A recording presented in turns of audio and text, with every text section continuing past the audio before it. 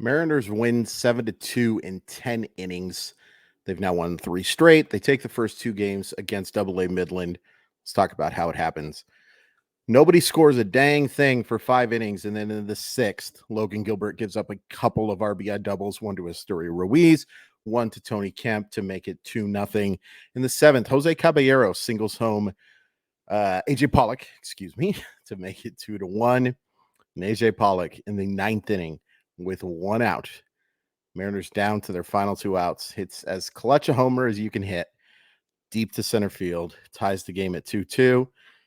Inning later, Eugenio Suarez gets off the schneid with a couple runners on and 2 outs, crushes a homer that went to, they say 386. It seemed further than that. Jose Caballero and Julio Rodriguez scored to make it 5-2. And JP Crawford comes up clutch with a 2-run single just to kind of put the thing away to make it 7-2. All right. There's a lot of negatives for this game, to be honest with you, much more than any 5-run win should. You know, I don't know where to start. Ty France looks really bad right now. And I think he knows that there's some stuff going on. You saw, for those of you who watched it, after he finally got a hit, he goes 1 for 5. He gives Christopher Negron just a big old hug after getting that hit. He knows that there's things going on right now. I mean, he's just not making any hard contact. This is not a case of just bad luck. It's a little bit of bad luck just because, it's not striking out a ton, although he did strike out twice tonight. He's got to be better. They need him to be better. Teoscar Hernandez gets a couple hits, but does strike out 3 times.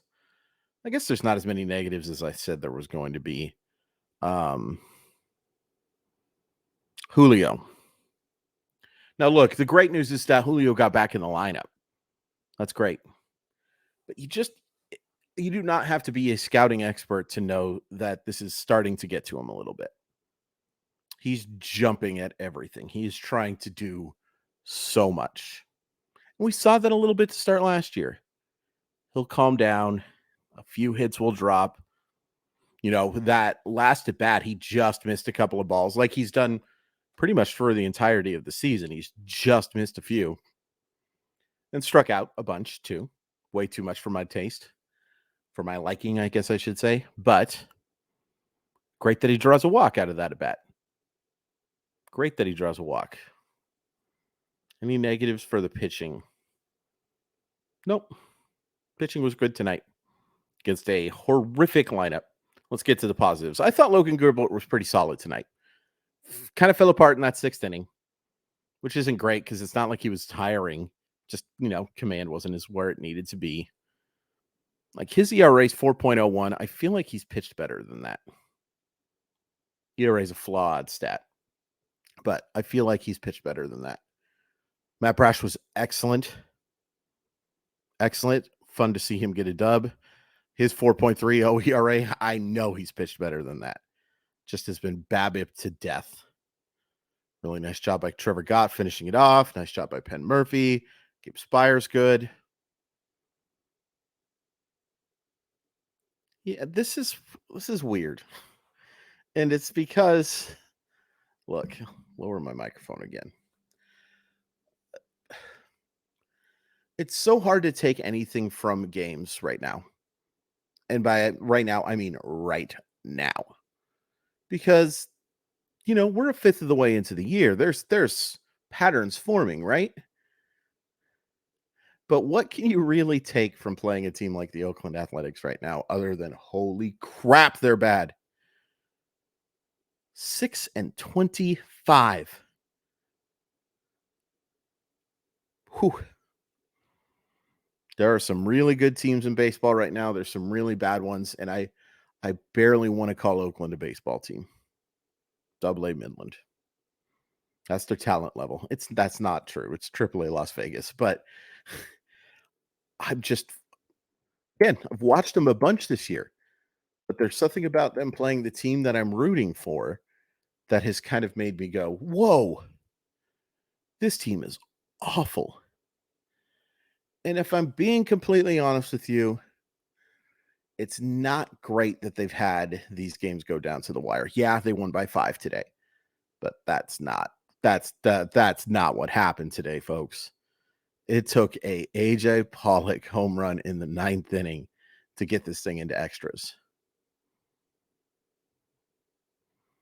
And again, I talked about a couple days ago the whole relief versus enjoyment. This is a game that you don't have to enjoy. Like it's just one that it's just one that exists. I don't even know the way to put it. It's just is. And the Mariners will lose to the A's this year. Maybe a couple of times.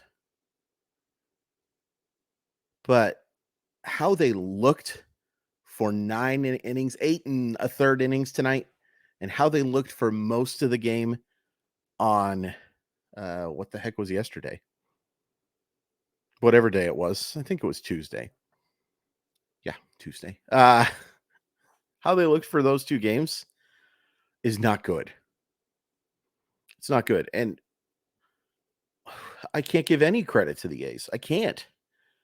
Because especially today against JP Sears, who coming into the game had a four-seam fastball. And again, there's some small sample size stuff here, but hitters were slugging over 600 against this pitch, and the Mariners were getting fastballs down the middle of the plate and either swinging through them or popping them up or not hitting, making hard contact. This was not a case of, oh, it's just right at the guy. There was none of that. They got worked. Now, JP Sears is a better pitcher than I think what he's shown for most of the year. Not great. Kind of your prototypical back end starter, the Marco Gonzalez package with a little better fastball. But this is a guy the Mariners should crush most of the time.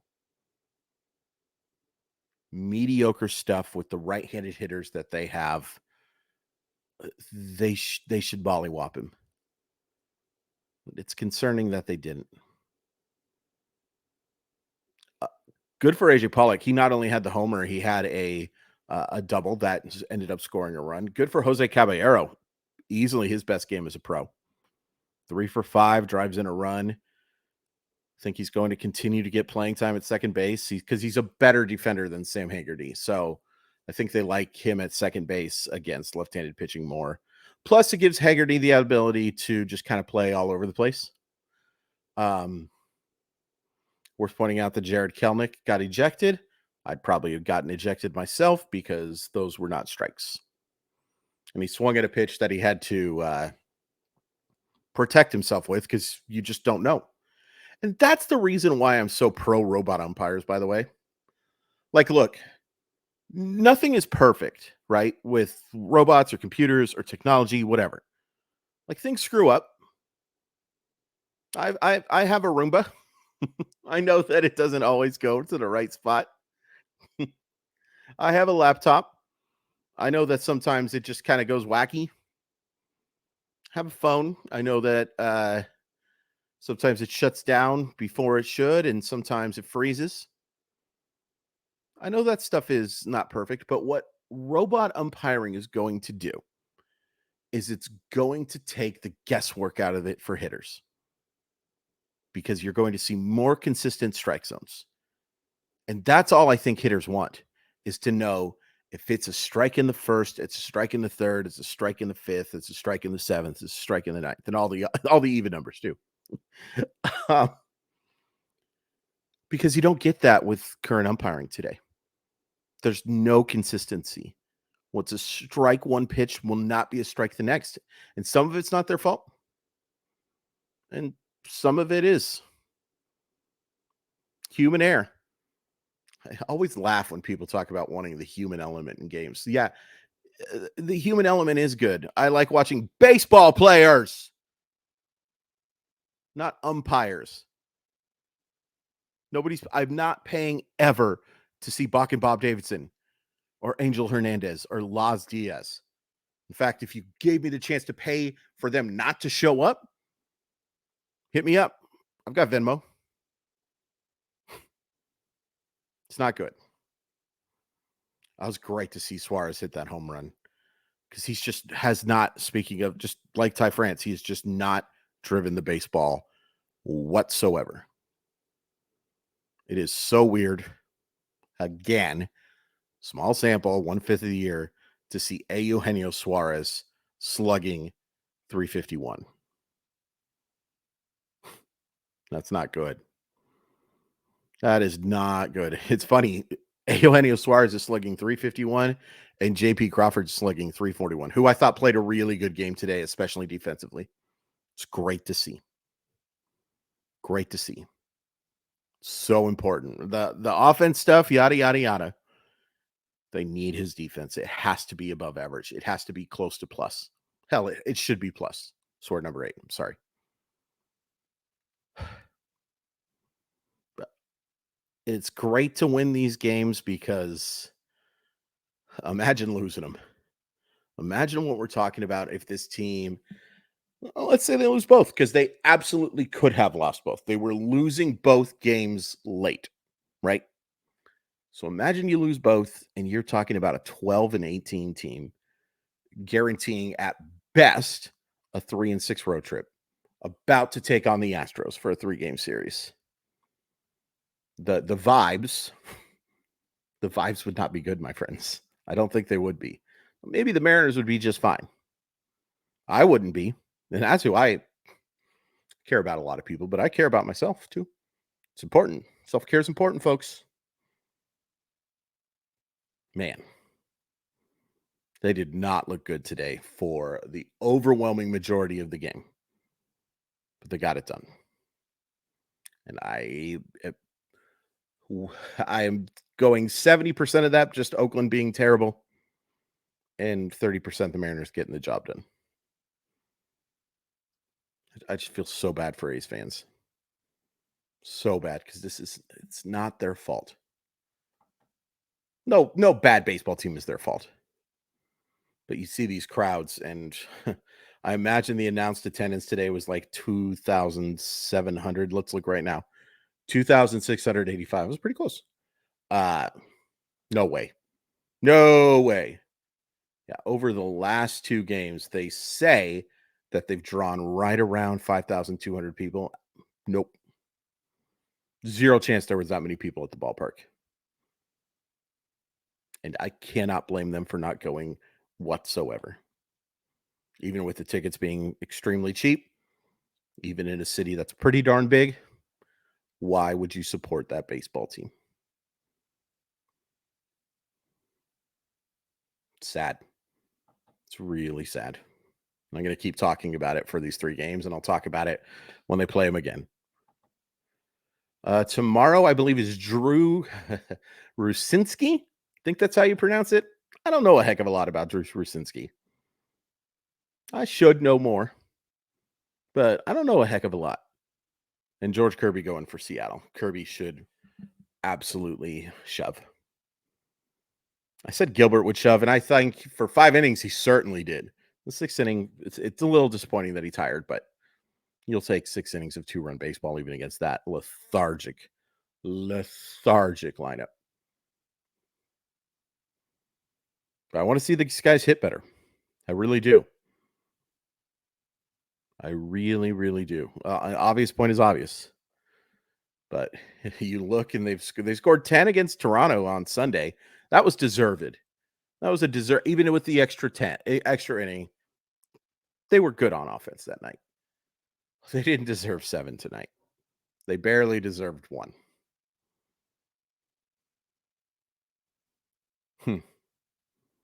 Just a weird feeling. This is going to sound mean, but it's almost like when your favorite college football team beats up on the FCS school. And let's say it's Washington or even Washington State, and they win 45-24, not even 45-24. Let's say they win 21-6 over Montana State or someone worse than that. Let's go let's go Portland State.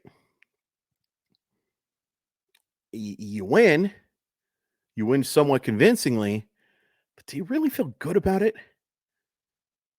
Not really. Not really. And I don't know. It's just disappointing. Disappointing for the team that was just so clearly the Seattle Mariners rival for a very long time. All due respect to the Angels, all due respect to the Rangers for that slim moment, all due respect to the Astros now, who are becoming that for sure. I think they probably are the biggest rival. Have to beat them more for it to be a real rivalry. No Apple Cup jokes. I didn't make an Apple Cup joke. Ian, if you're watching this, I did not make an Apple Cup joke. But I think I've just spent 5 minutes just talking about how sad the Oakland Athletics are. Please hit like, please hit subscribe. Follow me on Twitter at Crawford_MILB. RotoWire Fantasy Baseball Podcast, Sports Sometimes, my Patreon, which if you're watching this and you haven't gotten my latest Patreon stuff, I don't know what's going on. I might have to change subscription people, but I'd really appreciate you checking that out because it'd be a big help for me. Big help. Big help. Yeah. How do you feel after these two games? Are you encouraged? Are you disappointed even with wins?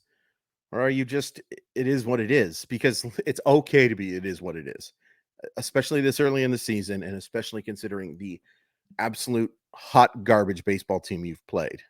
And let me ask you this. Tell me in the comments, if they don't get the win tomorrow and they don't get a sweep, can this be considered a successful series? 99 times out of 100, I would say winning 2 of 3 is plenty good enough. This just might be the rare case where it may not be. I don't know. You let me know.